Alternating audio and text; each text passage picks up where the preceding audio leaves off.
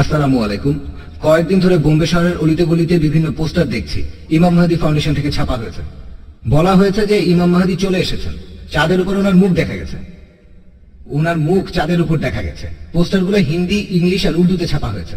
বোম্বের অনেক জায়গায় লাগানো হয়েছে। এই ব্যাপারে আপনি কিছু বলবেন? ভাই প্রশ্ন করলেন যে বোম্বে শহরের বিভিন্ন রাস্তায় কিছু পোস্টার লাগানো হয়েছে ইমাম মাহদী ফাউন্ডেশন থেকে। ইমাম মাহদী এসেছেন আর চাঁদের উপর ওনার মুখ দেখা গেছে।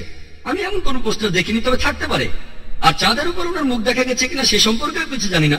তবে ইমাম মাহদী সম্পর্কে বেশ কিছু হাদিস আছে, কিছু গাইডলাইন আছে। তিনি আসবেন।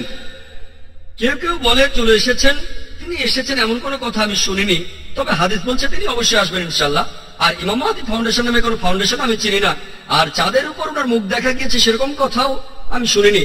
আর আপনারা দেখবেন যে ইতিহাসে এ পর্যন্ত কয়েকশো মাহাদী এসেছেন আর গিয়েছেন। সুদানে, আফ্রিকায়, পাকিস্তানে, হায়দ্রাবাদে, ইন্ডিয়ায়, অনেক জায়গায় অনেকে এসেছেন আবার চলেও গেছেন। প্রত্যেকে দাবি করে তিনি আসল মাহাদী। এখানে কিছু নিদর্শন থাকবে ইনশাআল্লাহ।